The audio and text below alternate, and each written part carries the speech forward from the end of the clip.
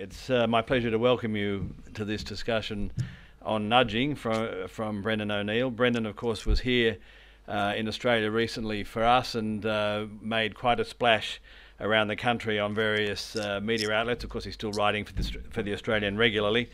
His performance on Q&A was a masterpiece. I just read some of the comments on the Q&A website. Brendan O'Neill could not possibly be labelled as right-wing. He and his colleagues at Spectator are more akin to libertarians. Then someone says, Brendan O'Neill is a librarian. So and on it goes. But he was a great hit when he was out here, and we're looking forward to having him come back again. This was the third attempt, the third Skyped seminar, and the other two have worked just fine. But unfortunately, we're going to have to sort out what's happened here for the next time around. Brendan, as you know, is the editor of Spiked. Spiked came out of what was its predecessor, Living Marxism. We won't go into the details because I don't think the computer will allow that long. He writes regularly for papers in various parts of the world, and certainly in the UK, and seems to have now a regular column in the Australian although I think it was on Monday or Tuesday rather than Saturday. His colleague, Frank Furedi, also writes for the Australian about once a week, and Frank will be here next month to deliver our annual lecture, the Benithan Lecture. So without further ado, I'll ask, and I'll cross my fingers, I'll ask Brendan to address us. So thanks very much, Brendan. Thanks, Greg. Everyone hear me? Sort of. Yes. When David Cameron arrived in Downing Street in May last year, along with his sidekick Nick Clegg, Britain was pretty much in the grip of a crisis. There was a triple whammy of crises, in fact. There was economic crisis, political crisis, and moral crisis. In economic terms, Britain's economy, as well as the euro, was going down the toilet. In political terms, we were witnessing the emergence of a massive chasm between the political class and the public, as glimpsed in the fact that voter turnout in 2010 was just 65%, down from a high of 83% in 1950. And in moral terms, Cameron came to power at a time when there was a great sense of moral decay in English communities, with the rise of antisocial behaviour and the demise of community solidarity, we really saw the explosion of that moral rot over the summer this year, when there was the spread of that nihilistic rioting across various English cities. So, faced with economic, political and moral crises, there was a lot for Cameron to do. He had a lot on his plate. All of that stuff could have kept even the most unimpressive Prime Minister, and Cameron is very unimpressive in my view, very, very busy. And yet, what was the first thing that Cameron did when he came to power? What was one of his first major initiatives, which won him loads of media coverage and loads of approval from the chattering classes? One of the first notable things he did was to set up something called a behavioural insight team, otherwise known as the Nudge Unit, right in the heart of Downing Street. It sounds like something straight out of George Orwell's 1984. You know, the aim of this behavioural insight team is to influence behaviour through public policy. In the words of Cameron's deputy, Nick Clegg, it is about changing the way citizens think. The behavioural insight team has basically gathered together experts from the field of brain science, behavioural economics and psychology to devise ways to improve citizens' behaviour so that we become fitter, healthier and happier individuals.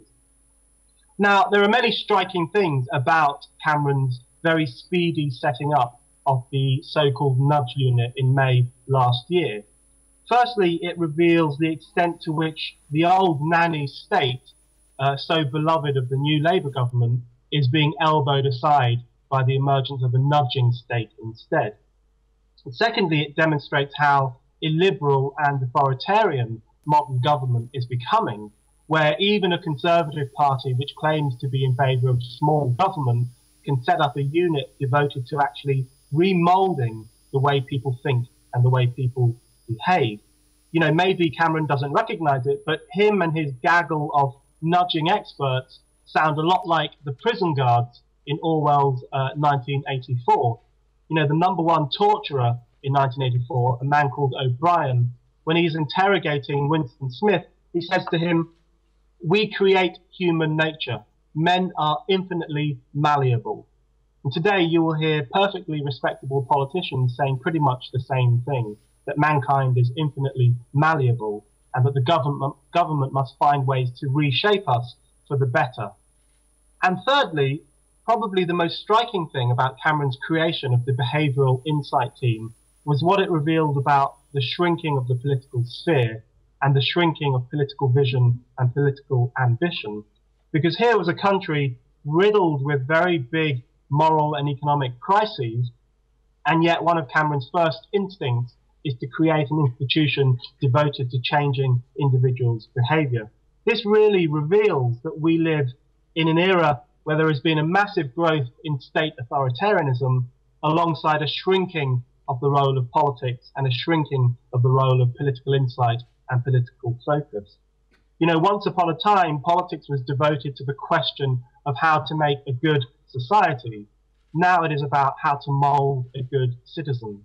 Once upon a time, both the left and the right obsessed over the question of how to improve society.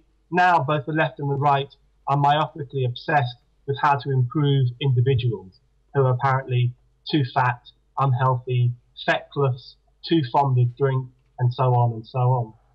The rise of the tyranny of nudging really speaks to a shift from macro-political visions to micro-political obsessions, from politics as a social tool to politics as a kind of glorified psychology. So what is nudging? It seems pretty clear to me that in both America and Britain, and I'm sure that Australia is currently trying to catch up, the old nanny state is being buried. The old nanny state is slowly but surely being put out of its misery and sent to its grave. The only problem with that, which would normally be something to celebrate, the problem with it is that it has been replaced by something even worse, by nudging. And the reason I think nudging is worse is because it is so underhand. It is so deceptive. Even more than the nanny state, it treats citizens as the vile and vulgar creatures who don't know what is in their best interests and who therefore must be reshaped by their superiors in government and academia and the world of psychology. And the idea of nudging first came to public prominence with the publication of Cass Sunstein and Richard Thaler's book, Nudge, in 2008. Its full title was Nudge, Improving Decisions About Wealth, Health and Happiness. And it was instantly and enormously successful. Sunstein and Thaler basically brought together various new theories about the politics of the brain and the psychology of choice and so on, and came up with a book which argued that because ordinary people are often irrational, they must be gently nudged towards making better decisions, whether through subliminal advertising, through tax incentives, or through the reshaping of our physical world. We must be led towards a better, healthier, happier way of life. And their book gave rise to my favourite contradictory term of the 21st century. It gave rise to the idea of libertarian paternalism. The idea is that nudging is not as authoritarian as the nanny state, and therefore it is libertarian, but it is still concerned with making us better citizens, and therefore it is paternalistic.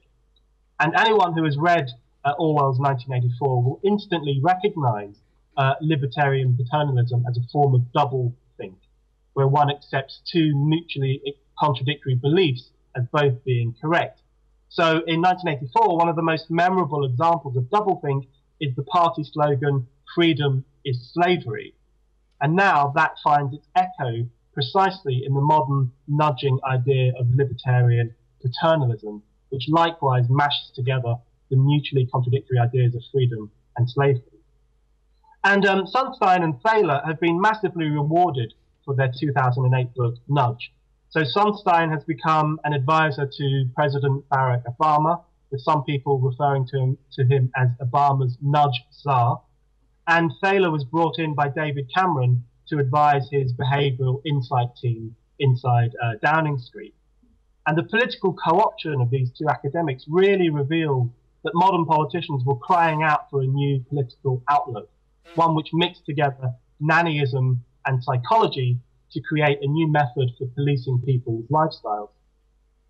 So how does nudging work, and how is it different to the nanny state that both Britons and Australians are so familiar with? Well, the key difference between nannying and nudging is that where nannying tended to use brutal instruments such as legislation or censorship to change people's behaviour, nudging prefers to use more subtle methods to change our behaviour. It prefers to use more subtle methods of behaviour modification. Where the nanny state introduced bans on public smoking or taxes on alcohol as a way of trying to wean us off our allegedly bad habits, the nudging state prefers to try to coax us away from bad habits, to coax us through a combination of the politics of fear or moral blackmail, to move us gently away from an unhealthy, bad lifestyle towards a sober, sedate, more respectable lifestyle. So, for example, around the world, as we all know, many nanny states implemented bans on smoking in public places over the past 10 years. And the way the nanny state did that was by physically removing our choice to smoke, by using the law to forbid us from lighting up in a variety of public places. And of course, the nanny state also wants to stop us from lighting up in private places too, such as in your car, if your children are present, and in Scotland, here in the United Kingdom, even in your home, if you are being visited by a public servant. Under those circumstances, your home temporarily becomes a place of work, and you can be asked not to smoke while the public servant is there. You know, such is the brute authoritarianism of the nanny state.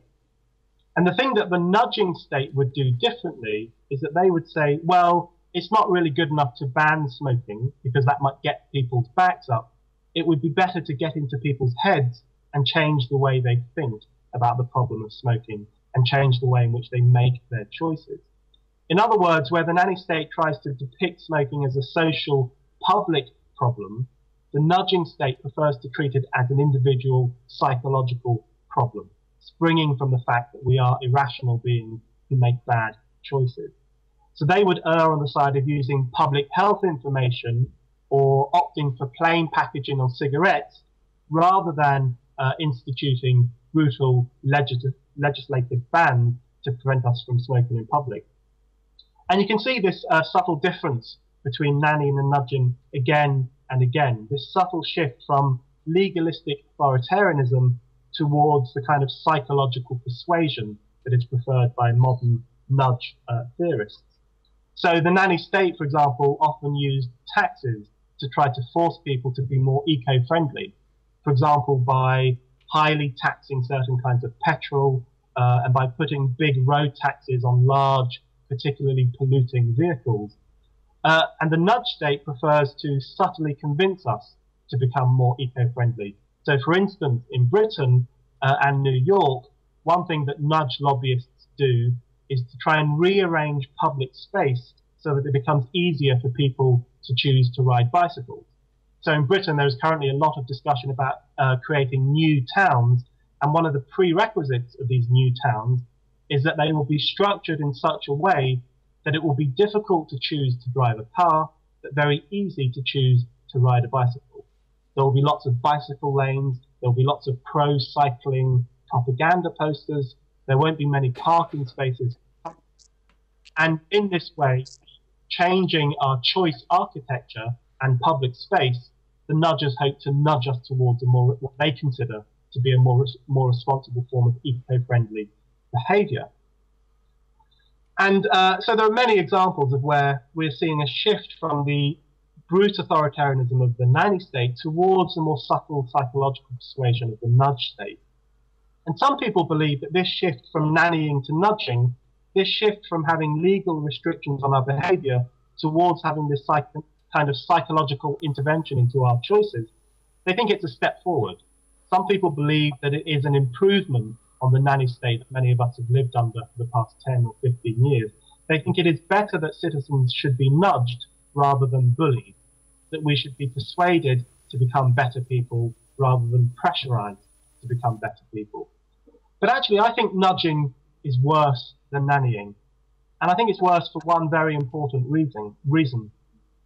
Because for all the many, many faults of the nanny state, and there are far too many to list, one thing it had in its favour was an implicit recognition that individual human beings are strong-willed and independent-minded creatures.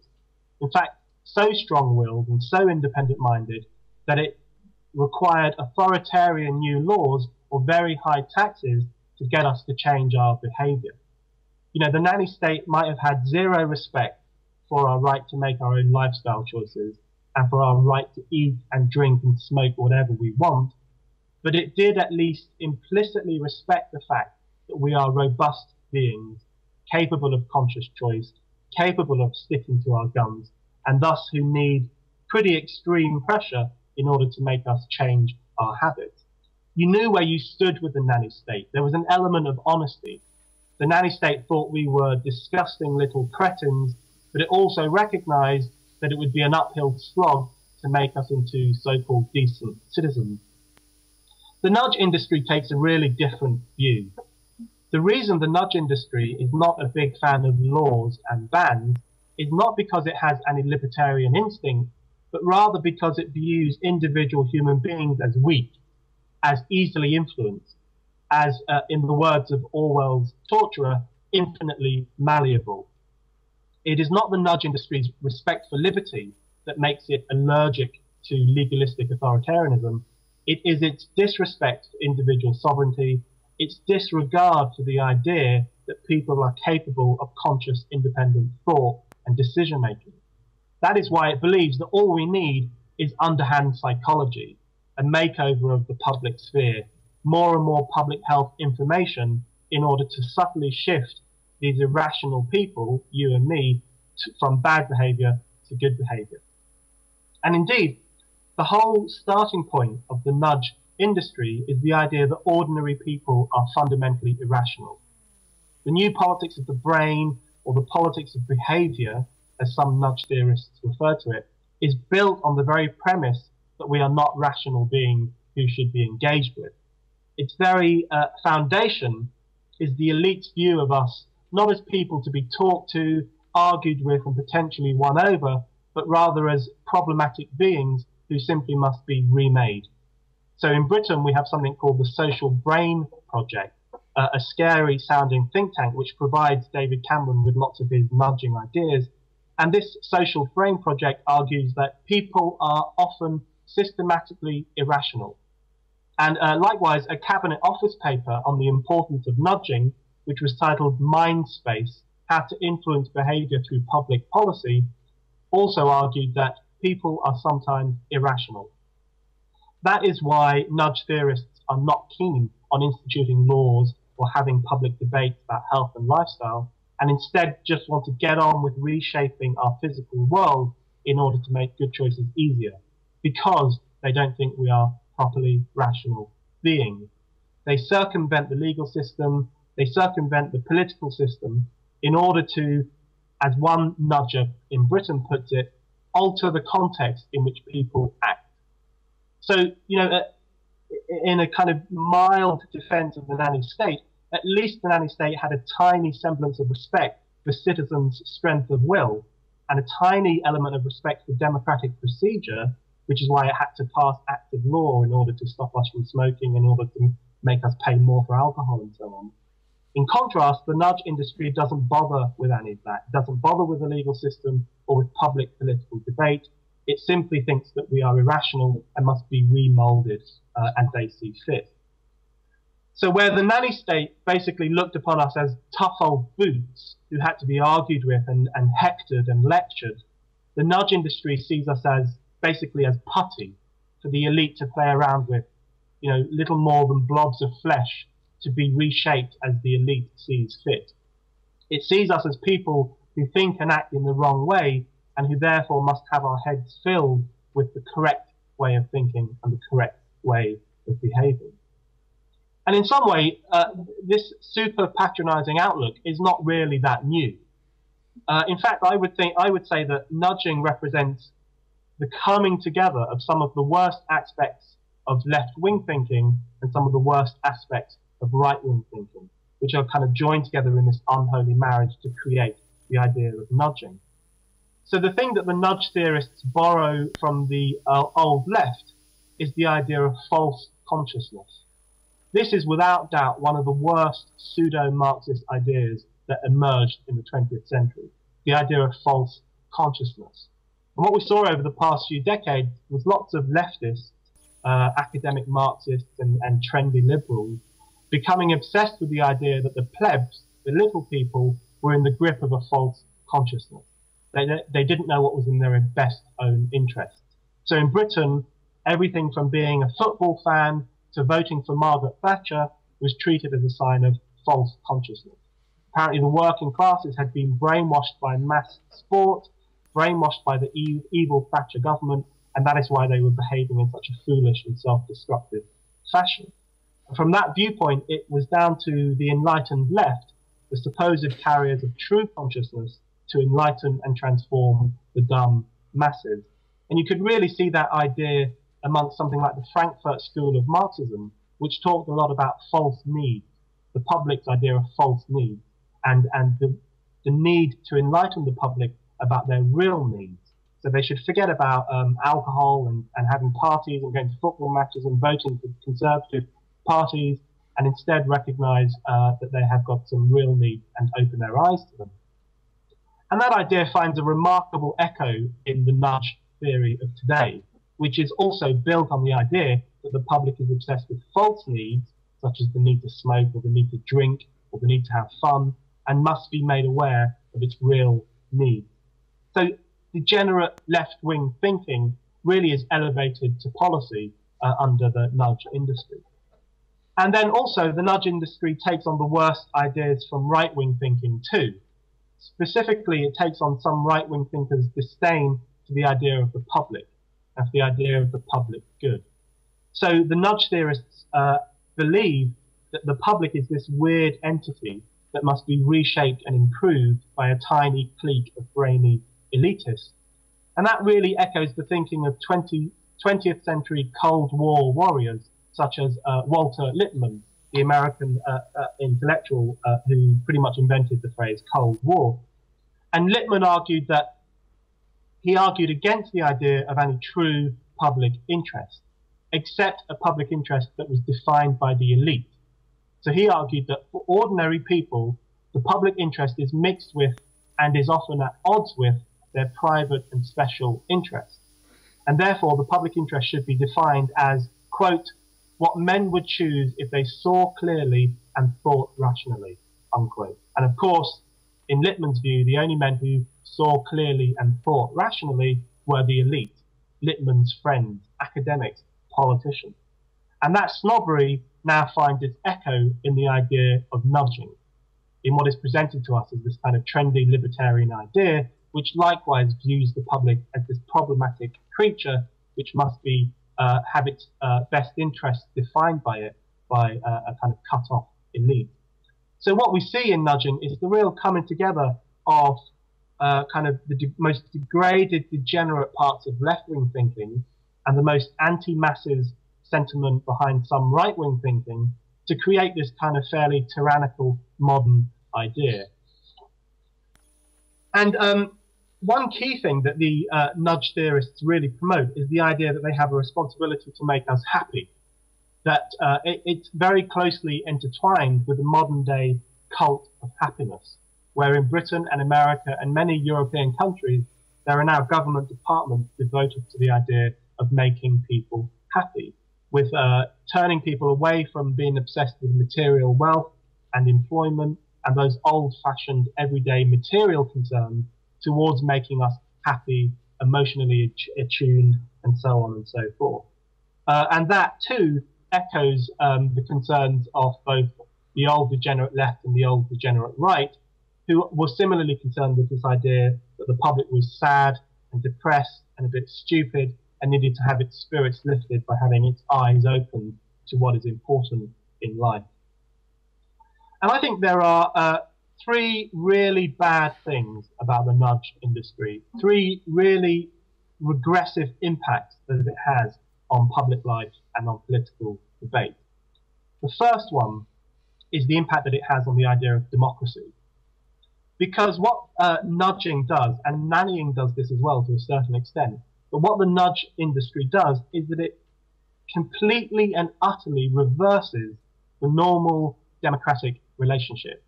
It represents a complete historic reversal of what democracy was always about. Because what democracy was always about, right from its first origins, was the idea that the political body should represent us, that the political entity governing society should shape itself according to our concerns and our desires and our ambitions.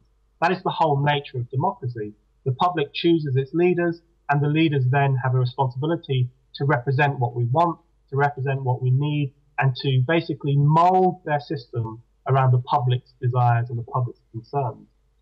And the nudge industry completely and utterly turns that on its head, so that it now becomes our responsibility, citizens' responsibility, to mold ourselves around what the government wants, to make ourselves conform to what the elites believe to be the right way of living and the right way of thinking.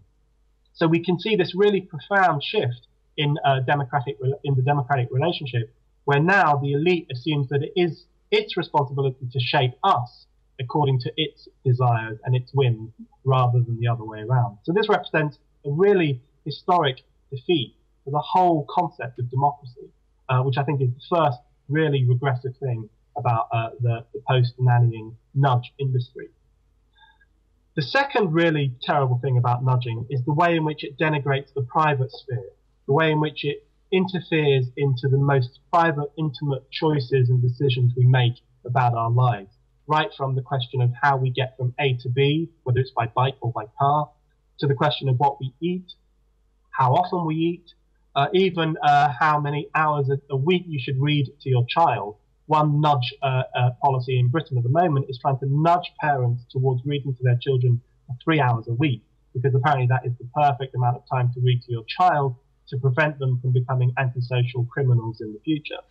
So there is this constant obsession with the most private areas of our life, which is a really backward step, because one of the great advances of modernity was the idea that we needed to have both a private life and a public life. We needed to have a private sphere in which we can carve out our personalities, decide what kind of people we are, offload our burdens onto loved ones, offload all our concerns and all our depressing outlooks. You need a private sphere in which you can completely and utterly relax and speak truthfully in order to cultivate who you are and what you're all about. Without that private sphere, we all basically become robots who adhere to what is expected of us in public. So the way in which, firstly, the nanny state and now the nudging state undermines the private sphere and private life by interfering into the most intimate areas of our existences is a really backward, unenlightened step. And then the third and worst impact of the nudge industry is the way in which it undermines moral autonomy, the way in which it undermines moral independence. Because what you often hear these days, right from the emergence of the nanny state through to the emergence of the nudging state, you often hear politicians talking about the distinction between rights and responsibilities. This is a common theme in modern politics. Politicians will say, yes, you all have certain rights, but you also have responsibilities that you must adhere to. And they really give the impression that there is a contradiction between rights and responsibilities, that there is some kind of clash between freedom on the one hand and moral responsibility on the other. And what they don't understand very clearly is that in fact it is only by being free that we can become morally autonomous, responsible citizens. It is only by being able to make free choices and independent decisions that you become a truly autonomous, responsible being who can take on real responsibility for your life and for your choices and for the direction in which your life takes. And this is a point that John Stuart Mill made 150 years ago in his brilliant book on liberty. He argued that it's only by having the right to make choices, even the right to make wrong choices, that a human being becomes a properly morally autonomous creature.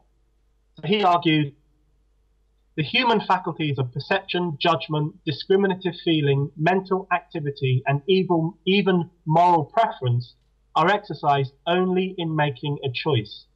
The mental and moral, like the muscular powers, are improved only by being used. He who lets the world or his portion of the world choose his plan for him has no need of any other faculty than the ape-like one of imitation. In other words, it is only a free man, free to make choices about his life, who can assume true responsibility, precisely because he is free and because he is exercising his moral judgment and his mental faculties rather than adhering to a pre-decided standard of behavior, to a pre-decided script written by an elite who believes that we should follow a certain path in life. So in stopping us from making free choices, even from making the wrong choices, the nudging elite of today really prevents us from exercising key mental and moral faculties. And in the process, they both undermine our freedom and also our ability to take responsibility for our lives. They turn us into apes, effectively, who are simply expected to imitate the behavior of the powers that be, rather than cultivate our own way of life and make our own independent choices. And then finally, as I said earlier, one of the key areas of the nudge industry is the whole idea of happiness. The whole notion that it is the responsibility and the burden of the government to make its citizens happy. And this is now such a widespread idea that very, very few people question it. So in Britain, we now have a happiness advisor who gives the government tips on how they might make the public happier. In America, lots and lots of academics are devoted to the question of how to improve public happiness. Across Europe and across the Western world, there are now happiness indexes which measure how happy the public is and how they might be made happier still. And I think this really speaks to the kind of underlying authoritarianism of the nannying and the nudging industry. The fact that no one thinks it's authoritarian for governments to dictate to us about happiness is really amazing, because throughout history, the only governments that were interested in making us happy were authoritarian governments. The only governments that previously had happiness policies were governments like Stalin's, which wanted to improve the happiness of the people and would measure that happiness, and also Hitler's.